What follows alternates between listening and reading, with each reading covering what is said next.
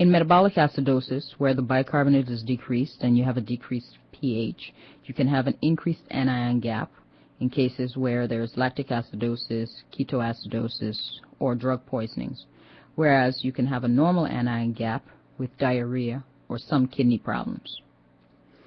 With metabolic alkalosis, where the bicarb is elevated and pH is elevated, contraction alkalosis, diuretics, and corticosteroids, as well as gastric suctioning and vomiting, may be present. These are noted to be chloride-responsive metabolic alkalosis, whereas if you have hyperaldosterone states, those states are noted to be chloride-resistant. In cases of respiratory acidosis where the PaCO2 is elevated and the pH is decreased, you can find central nervous system depression as well as dysfunctions with chest motion, as well as any diseases of the lung and or the upper airway can result in respiratory acidosis. In respiratory alkalosis, with the PaCO2 decreased and the pH increased, you can find hypoxemia as well as anxiety and sepsis result in these states, along with any acute pulmonary insult. In chronically ill respiratory patients, mixed disorders are probably more common than single disorders. In renal failure, combined metabolic alkalosis and metabolic acidosis is also encountered. Always be on the lookout for mixed acid-base disorders. Here are a few tips to diagnosing mixed acid-base disorders. Do not interpret any blood gas data for acid-base diagnosis without examining the serum electrolytes. A serum CO2 out of normal range always represents some type of acid-base disorder.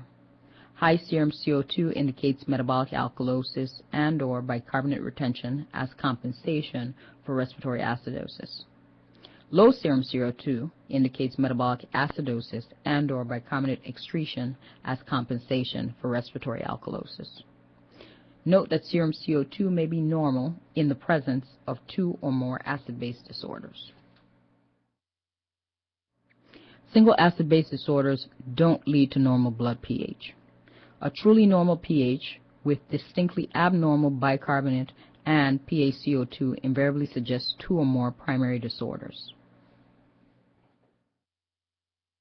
If the pH or bicarbonate is higher or lower than expected for the change in PaCO2, the patient probably has a metabolic acid-base disorder as well. The next slide shows expected changes in pH and bicarbonate for a 10 millimeter mercury change in PaCO2.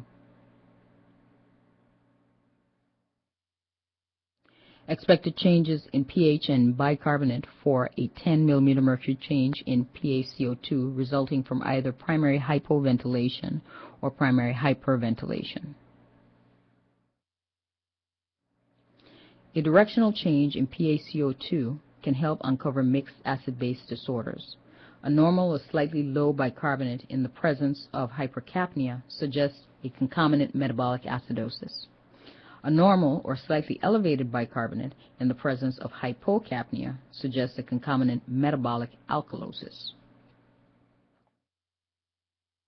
In maximally compensated metabolic acidosis, numerical value of PaCO2 should be the same as the last 2 digits of the arterial pH.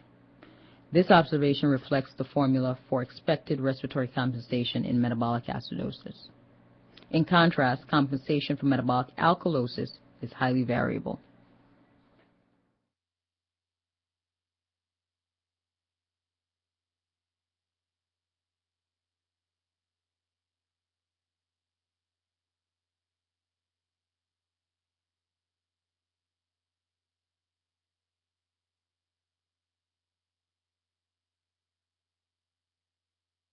In summary, determine the existence of an acid-base disorder from the arterial blood gas and or the serum electrolyte measurements.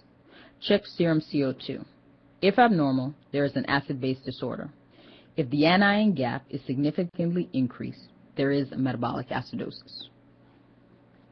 Examine pH, PaCO2, and bicarbonate for the obvious primary acid-base disorder and for deviations that indicate mixed acid-base disorders.